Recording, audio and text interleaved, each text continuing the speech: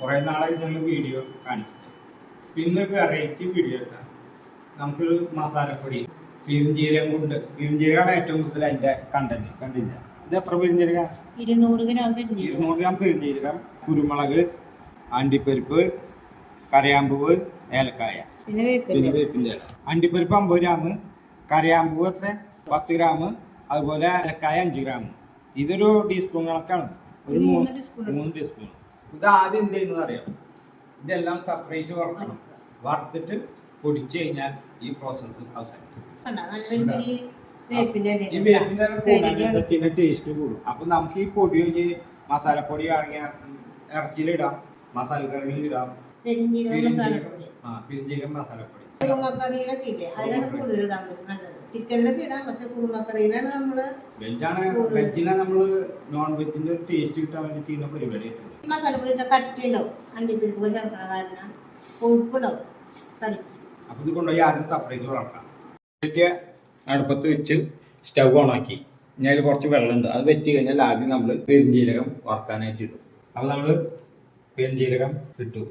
പെരുംജീരകം അതിൻ്റെ ഈ മസാലപ്പൊടിയുടെ ഹൈലൈറ്റ്. അങ്ങനെ അധികം വേണ്ട, അപ്പോഴാണ് അത് പ്രത്യേക ടേസ്റ്റ് കിട്ടും.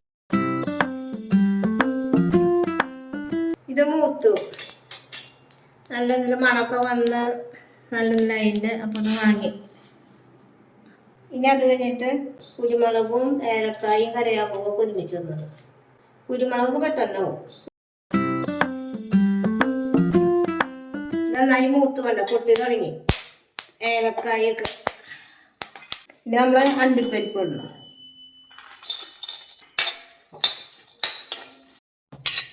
അണ്ടിപ്പരിപ്പ് മൂത്ത് വാങ്ങി. ഇനി നമുക്ക് വേപ്പില, ലാസ്റ്റ് വേപ്പിൻ്റെ ഇല വറുക്കാം. അത്യാവശ്യം വലിയൊരു കൈ കൊണ്ട് പിരി വേപ്പില എടുത്തിട്ടുണ്ട്. വേപ്പിൻ്റെ ഇല നന്നായി വെള്ളം വറ്റിയിട്ട് കണ്ട ശബ്ദം കേൾക്കണോ?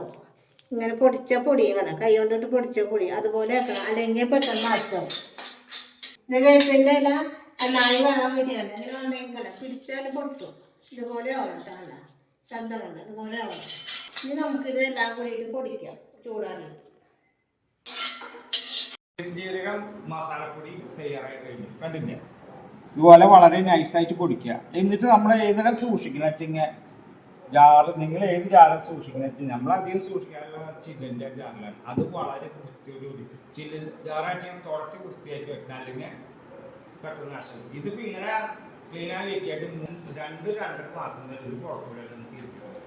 ഇത് പിന്നെ നമ്മളൊരു വിൽപ്പനയ്ക്ക് വേണ്ടി തയ്യാറാക്കിയിട്ടുണ്ട്. ആവശ്യക്കാർക്ക് ഓർഡർ തരുക നമ്മൾ അയച്ചേരി അല്ലെങ്കിൽ എത്തിച്ചേരി ചെയ്യും.